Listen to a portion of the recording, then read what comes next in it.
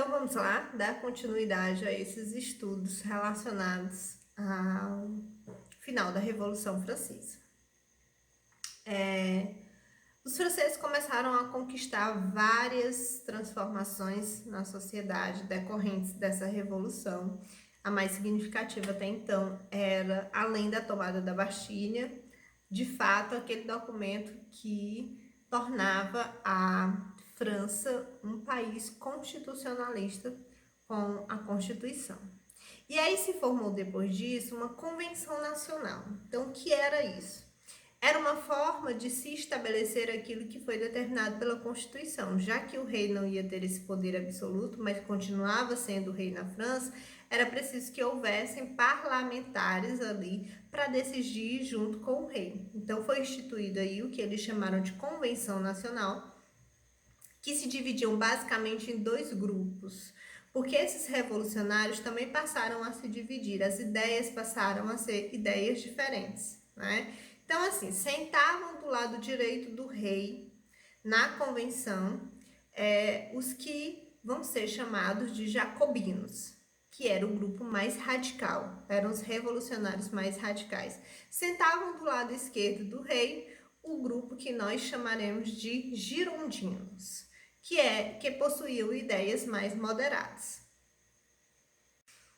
Eu trouxe para vocês essa divisão certinha com as características dos girondinos e dos jacobinos, né? Que grupos pertenciam e faziam parte dos girondinos e quais eram os setores da sociedade que se encaixavam nos jacobinos.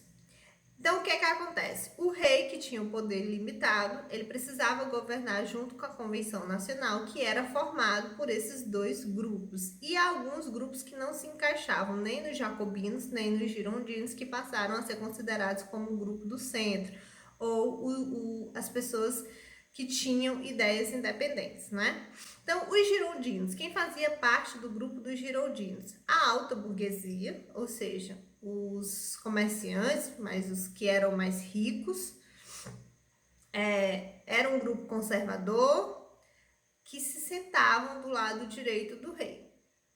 Os jacobinos fazia parte desse grupo, a pequena e a média burguesia. Então, assim, economicamente eles estavam inferior à alta burguesia, aos girondinos. Eles se intitulavam de progressistas e eles se sentavam sempre do lado esquerdo do rei. Então, assim, essa ideia na política que a gente tem de direita e de esquerda, um partido que é de direita, um partido que é de esquerda, ela vem daí, da Revolução Francesa, né? Os radicais, que eram os jacobinos, sentavam do lado esquerdo, os mais liberais, porém conservadores, sentavam do lado direito. Toda essa situação política fez com que o rei tentasse fugir da França, buscasse apoio em outro país, no caso na Áustria, e retornasse à França para tomar novamente o seu poder de fato, poder absolutista. Então ele faz essa tentativa frustrada de fuga da França, ele é pego na saída e sua família, que ia com ele, esposa, rainha, Maria Antonieta, irmã e filhos, são pegos e aí são presos. Porque se entende que o rei, quando decide fugir da França, ele estava conspirando contra a França. Então eles entenderam como um crime, a França já estava tomada pelos revolucionários e prenderam o rei para decidir o que se fazia com o rei depois, como ele seria julgado e como seria a sua punição. Quanto mais o tempo passava, mais a propagação dessa revolução ela era estendida e mais as conquistas inflamavam o todo, né? Todos que moravam na França. Então, assim, o rei acabou sendo executado em 1793.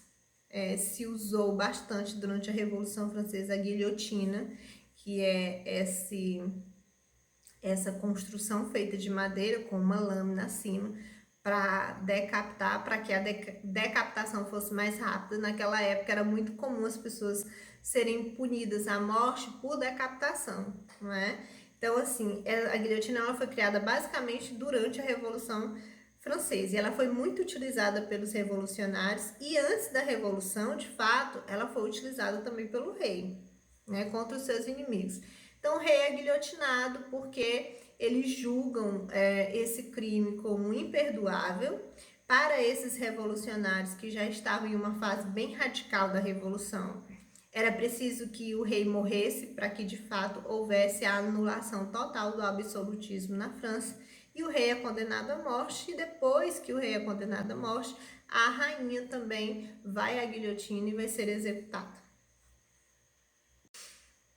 Então, nós temos um ponto interessante, né, nesse contexto da Revolução. O rei, principal símbolo do absolutismo na França, ele morreu nas mãos dos revolucionários. Então, para vocês entenderem a proporção que tomou a Revolução Francesa. Por isso que é a revolução mais importante da história, porque além de todas as transformações dentro da França, ela teve uma expansão muito grande no que diz respeito a todas essas conquistas. Mas enfim, quando o rei morre, existe uma divergência entre os dois grupos que ficaram, que vocês lembram, girondinos e jacobinos. E os jacobinos tomam o poder, que é justamente o grupo mais radical, em que essa questão da violência ela está mais aflorada entre os jacobinos. E dentro do grupo dos jacobinos se destaca uma pessoa que foi uma das pessoas mais ativas nesse processo revolucionário, que é o Robespierre. Então, a princípio, ele vai governar, vai encaminhar esse governo na França, que é um governo que vai ser intitulado de governo republicano. A França, nesse processo revolucionário, ela traz, além das várias conquistas sociais, ela traz algo que fica marcado na história, que é o lema que esses revolucionários levantavam e erguiam a sua voz para reivindicar o que eles achavam primordial dentro desse processo, que era liberdade, igualdade e fraternidade. Como os franceses falavam, liberté, égalité, fraternité. Para esses revolucionários, isso, na verdade, representava todo o objetivo da revolução. E esse lema acaba se expandindo, né? Não fica só na França.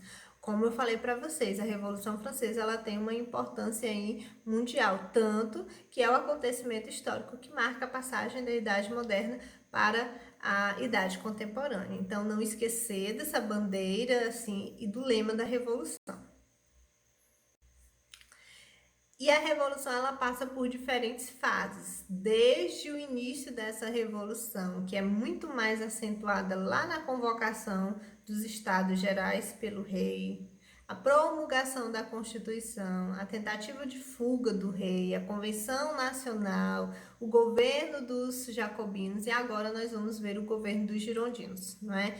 Então, assim, depois que o poder absoluto ele é abolido da França, e simbolicamente, e principalmente quando o rei morre na guilhotina, ainda assim existe um processo revolucionário vigente na França, que é a briga entre esses dois grupos que outrora estavam unidos contra o poder absoluto e agora estavam inimigos, girondinos e jacobinos. Então, os girondinos estavam no poder, principalmente na figura de Robespierre, e muito se conquistou na França com Robespierre, mas além de tudo, além dessas transformações na sociedade, houve um período de muita violência na França, porque Robespierre, todo aquele que era considerado inimigo do seu governo, que discordava da ideologia jacobina, ele mandava ser guilhotinado. Então foi um período de muito derramamento de sangue na França. Mas os girondinos tomam o poder, e Robespierre, que tanto mandou guilhotinar pessoas, acaba sendo vítima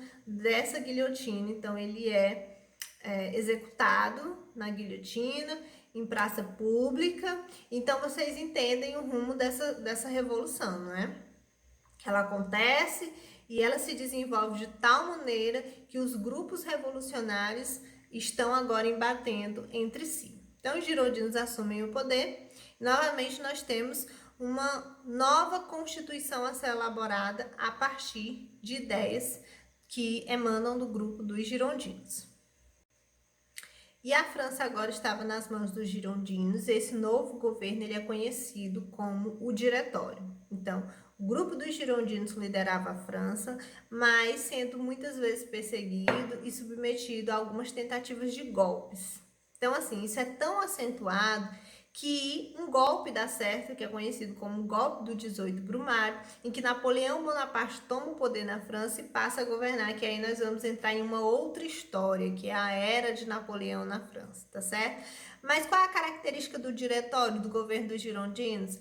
Vocês lembram que os jacobinos eram os radicais? Mais que os jacobinos faziam parte da baixa burguesia, ou seja, dos comerciantes, dos camponeses, daquelas pessoas que tinham até uma colocação econômica significativa na sociedade francesa, mas na verdade não eram ricos, não tinham status social.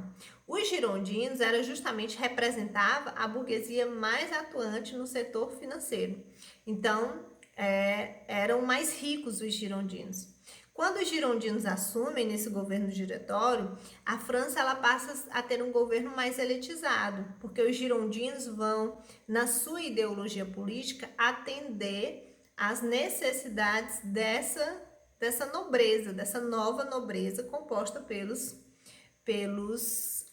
burgueses, pela alta burguesia. Por isso que vai haver essas tentativas de golpe. Muita parte da população vai ficar descontente com esse governo. No dia 18 de novembro de 1799, ocorre o golpe de 18 Brumário, conhecido na história como golpe de 18 Brumário, que é quando Napoleão Bonaparte assume o poder na França e depois disso passa 15 anos como principal líder e transforma a França, né? Ele vai trazer um governo mais pacífico. A França passa aí por muitos anos de revolução, mesmo depois do absolutismo ela continua em revolução. Então o Napoleão Bonaparte vai trazer isso, esse caráter pacífico para a França, vai transformar a França, vai alinhar essa sociedade, não é? De uma forma geral, traz muitos benefícios. Mas é importante que vocês entendam que isso tudo ocorre a partir de um golpe, ele toma o poder, e é preciso que vocês entendam também que havia uma ligação entre Napoleão Bonaparte e alguns integrantes dos girondinos. Então, assim, o que acontece? Os girondinos que governavam a França através do diretório estavam em constante medo, principalmente dos jacobinos retomarem o poder. Então, assim, alguns girondinos apoiaram o golpe de Napoleão Bonaparte para que ele pudesse governar e que a classe dos girondinos continuassem sendo beneficiados no governo de Napoleão Bonaparte. Então, a gente finaliza aqui essa primeira parte, pelo menos finalizamos a questão da Revolução Francesa. E no próximo vídeo a gente vai falar sobre o governo de Napoleão Bonaparte na França.